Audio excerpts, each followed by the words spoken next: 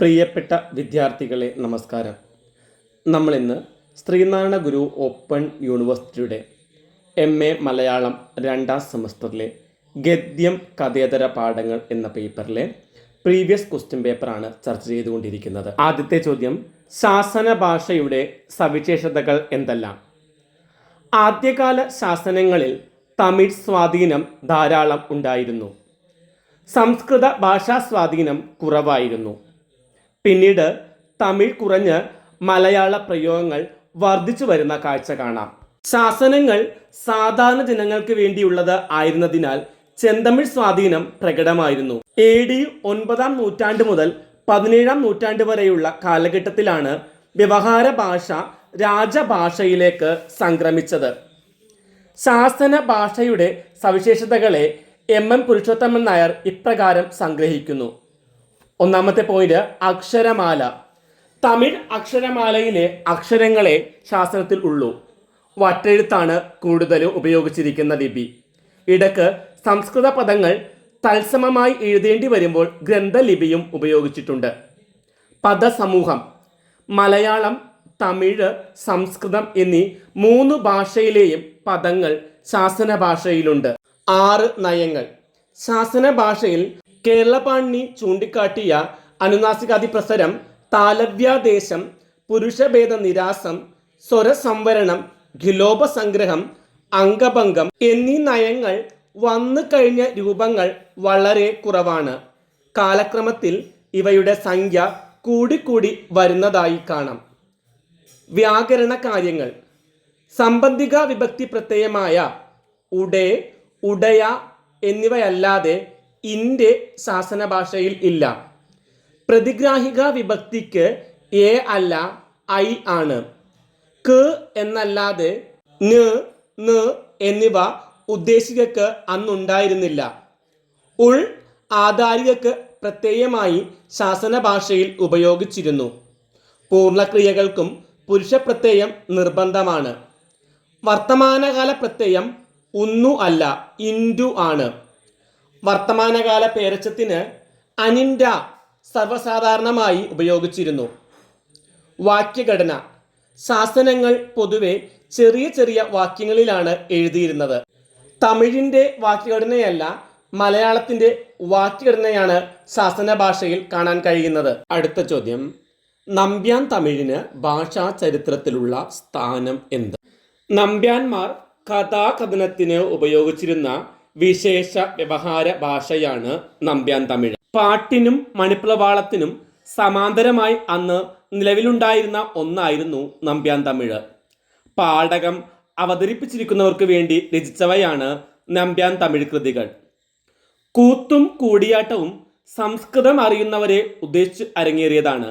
എന്നാൽ അത്രയും സംസ്കൃത ജ്ഞാനമില്ലാത്തവർക്ക് രസിപ്പിക്കാൻ വേണ്ടി ആവിഷ്കരിച്ച കലാരൂപമായിരുന്നു പാഠകം. ചാക്യാർ കൂത്തു പറയുമ്പോൾ അത് വിസ്തരിച്ച് സാധാരണക്കാർക്ക് മനസ്സിലാക്കി കൊടുക്കുന്നത് നമ്പ്യാന്മാരായിരുന്നു.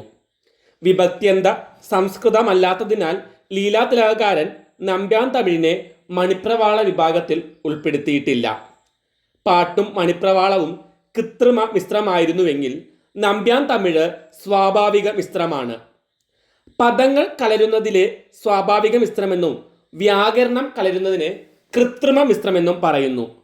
ബ്രഹ്മാണ്ഡ പുരാണം, അംബരീഷോപാഖ്യാനം, നളോപാഖ്യാനം, ദേവി മഹാത്മ്യം എന്നിവയാണ് പ്രധാനപ്പെട്ട നമ്പ്യാൻ തമിഴ് കൃതികൾ. രാമായണം തമിഴ് നമ്പ്യാൻ തമിഴ് വിരചിതമായിട്ടുള്ള ഒരു ഗദ്യകൃതിയാണ്. ഭാഗവതം ഗദ്യം, ഉത്തര രാമായണം ഗദ്യം എന്നിവ നമ്പ്യാൻ തമിഴ് കൃതികളാണ്.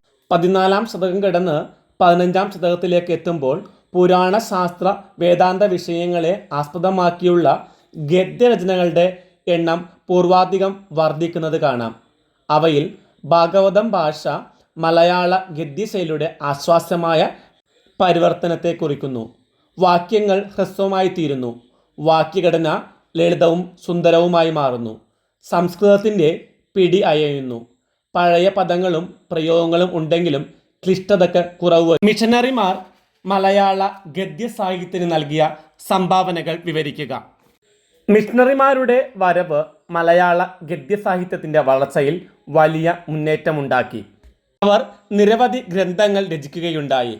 അച്ചുകൂടങ്ങൾ സ്ഥാപിച്ചു. പാശ്ചാത്യ വിദ്യാഭ്യാസത്തിന് പ്രാധാന്യം നൽകി. പാഠപുസ്തകങ്ങൾ പ്രസിദ്ധീകരിച്ചു. സാധാരണക്കാർക്ക് വായിച്ചറിയാവുന്ന ഗദ്യകൃതികൾ രചിക്കുകയുണ്ടായി. അർണോസ് പാതിരി, പൗലിനോസ്, ഗുണ്ടർട്ട്, ബെഞ്ചമിൻ ബെയ്ലി എന്നിവർ മിഷണറി കാലഘട്ടത്തിൽ ഗദ്യരചന നടത്തിയവരായിരുന്നു. വേദപുസ്തകങ്ങൾ മലയാളത്തിലേക്ക് വിവർത്തനം ചെയ്തു. മിഷണറി ഗദ്യത്തിന് വൈദേശിക സ്വാധീനത്തേക്കാൾ കൂടുതൽ പ്രാദേശിക സ്വാധീനമാണ് ഉണ്ടായിരുന്നത്. ബൈബിൾ, പുതിയ നിയമം, പഴയ നിയമം എന്നിവയാണ് മലയാളത്തിലേക്ക് വിവർത്തനം ചെയ്യപ്പെട്ട വേദഗ്രന്ഥങ്ങൾ. നവീന ഗദ്യലിഖിത ഭാഷയുടെ ആദ്യ മാതൃകകളായിരുന്നു ഉദയംപേർ സുനഹദോസിൻ്റെ കാനോനകളും റോസിൻ്റെ നിയമാവലിയും. പാശ്ചാത്യ സമ്പർക്കത്താൽ മലയാളത്തിലുണ്ടായ പുരോഗതി വെളിവാക്കുന്ന ഒരു കയ്യെഴുത്ത് ഗ്രന്ഥമാണ് മിലാൻ രേഖകൾ. വേദതർക്കം, ജ്ഞാനമുത്തുമാല, വർത്തമാന പുസ്തകം എന്നിവ മിഷണറി കാലഘട്ടത്തിലുണ്ടായ പ്രധാനപ്പെട്ട രചനകളാണ്.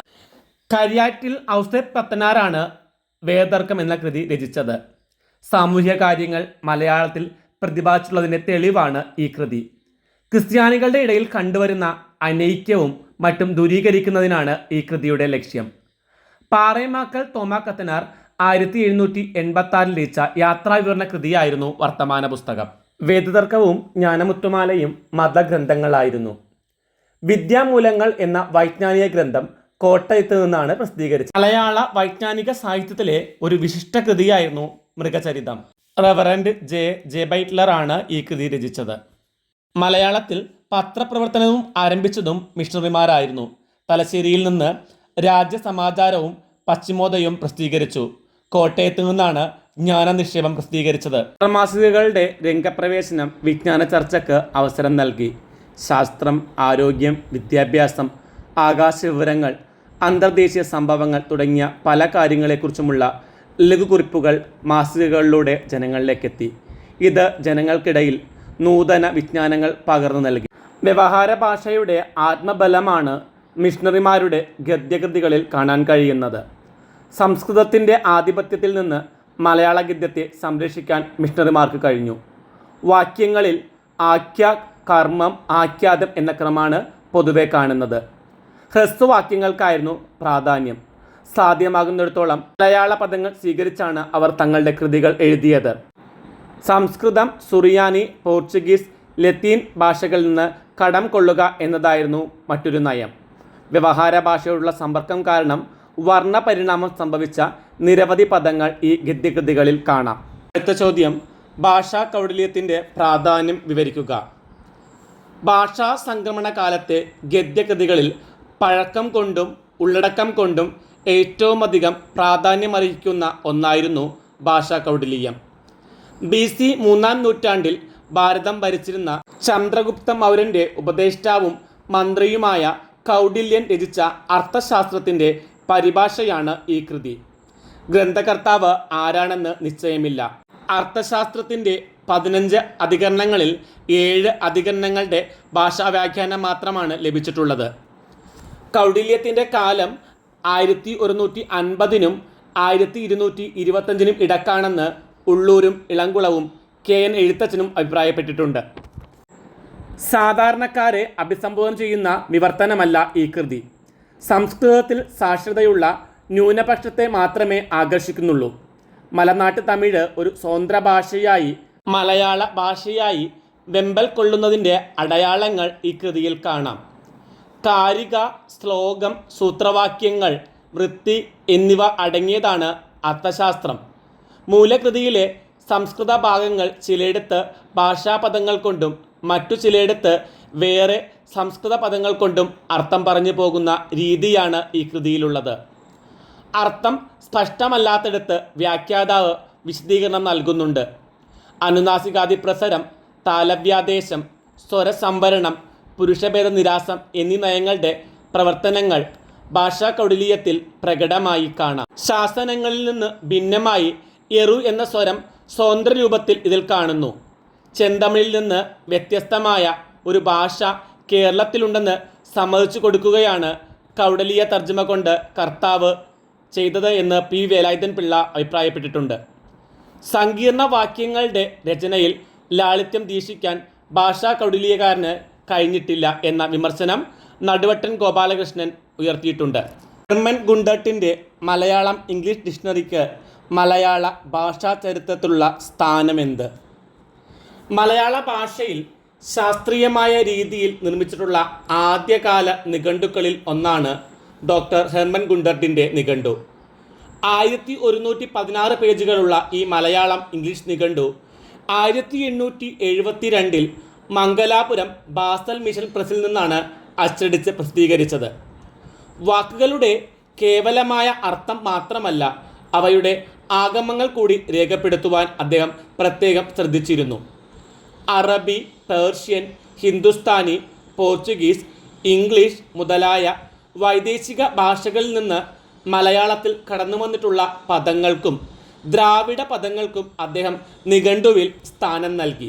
പദങ്ങൾക്ക് ആദ്യമുണ്ടായിരുന്ന അർത്ഥവും ഉപയോഗം കൊണ്ട് പിന്നീട് മാറി വന്ന അർത്ഥവും അലങ്കാര പ്രയോഗങ്ങളാൽ പ്രകടമാവുന്ന പ്രത്യേക അർത്ഥവും പദങ്ങൾ കടന്നുവരുന്ന പഴഞ്ചൊല്ലുകളും തൽഭവങ്ങളാണെങ്കിൽ അവയുടെ തത്സമങ്ങളും നിഘണ്ടുവിൽ ചേർത്തിട്ടുണ്ടായിരുന്നു. ഗുണ്ടട്ടിന് ശേഷം വിപുലങ്ങളായ നിഘണ്ടുക്കൾ മലയാളത്തിലുണ്ടായിട്ടുണ്ട്.